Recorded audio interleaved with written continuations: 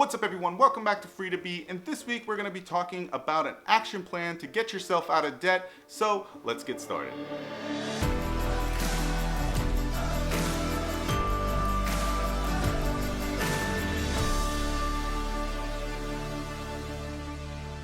So as always, before we get started, if you're new to the channel, go ahead and hit the subscribe button down below.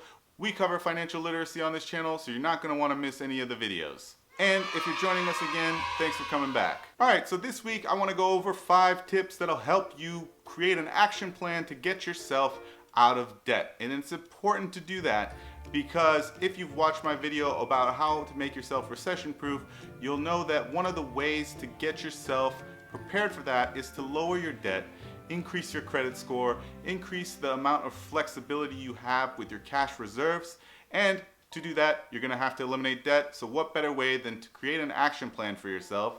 And so let's just jump right into these tips with the first one.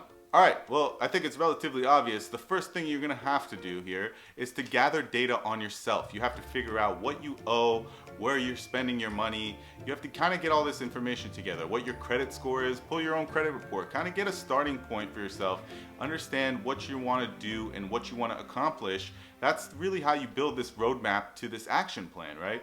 You have to know the data on yourself. Available balance, what your reoccurring payments are, minimum payments, your interest rates. Get all that information together, build yourself a little spreadsheet, maybe write it down in a list, and then you can go from there. But you have to roadmap or else you have no idea where you're going. Now the second tip to get out of this debt problem that you might have is to contact the credit card companies you have or your different lenders and see if they'll decrease your interest rates. Consumers have never been in a position of power to negotiate those more so than they are right now. There's a lot of competition out there, credit card companies popping up here and there. Different ones will offer you different rates, different incentives. So there's no problem in going to them and saying, hey, decrease my rate, or else, once you pay it off, you can just leave as a customer. They're gonna want to keep you as a customer. If you've been making payments on time, more often than not, they can give you the lowest rates that they offer. So it's worth a phone call. Make sure you're reaching out to your credit card, suppliers, your different credit lenders, and ask them to lower your rates.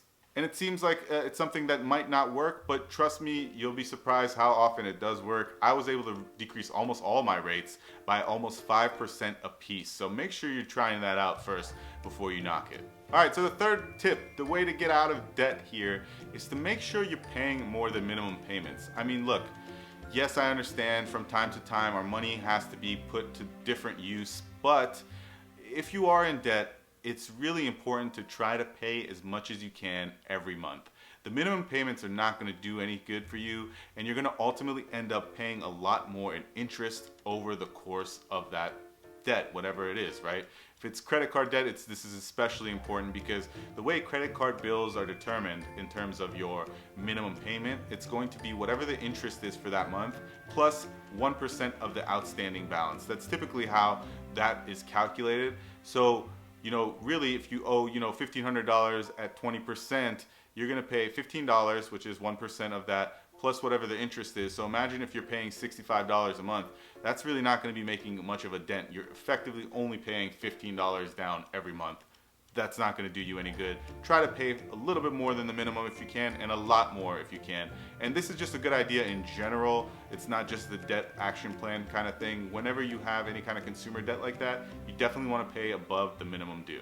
All right, so the fourth thing you can do in this action plan is to consolidate your debt to a zero or low, very low interest rate solution, whether that is to take out a loan somewhere else or transfer balances to credit cards that have zero balance. You can consolidate your high interest loans, your high interest credit cards into a low interest or no interest loan and pay it off that much faster. This is really important to do. Now be aware that when you do this, a lot of those zero interest promotions are timed, right? It's after 12 months, that interest rate jumps back up to your standard interest rate. So if you're gonna transfer balances to zero interest cards, it's important to try to pay those off first before that time lapses and your interest rates shoot back up. And the fifth tip in this action plan is to figure out what is the best method for you, okay? There's tons of different ways to pay off debt, but it's really important to know yourself and to figure out what motivates you and how you'd like to approach this. Is it paying down your lowest balance first and being done with that? Or is it paying down your highest interest rate loan or credit card down first and being done with it that way? There's two different approaches right there. And really, it's all down to personal preference. It's down to what works best for you. Now, for me personally, I would always try to tackle the highest interest rate first, because you're giving away money when you are paying a lot of interest. So yes, let's say you have two credit cards, one has $20,000 on it and one has $10,000 on it, but the $20,000 card has a 20% interest rate. You're gonna miss out on a lot of money by not paying that down first. So make sure you pay down high interest rates first. But if that's not gonna work for you, and if you're more motivated by seeing your balances kind of go zero quicker, start with the smallest balance and snowball your way up to the bigger balance. This is called the snowball method because you're slowly rolling into something bigger and bigger and bigger every month. You start with a small debt and you keep getting bigger. But really, it's personal preference, but just make sure you have a plan, kind of a way to attack this. You know yourself and you understand what'll help you and what'll motivate you to keep going with the action plan. Whatever that way is, make sure you stick to it. Alright guys, well that's all I had today. If you enjoyed this video, let me know your thoughts in the comments down below. Don't forget to hit the like button, and we'll see you next time.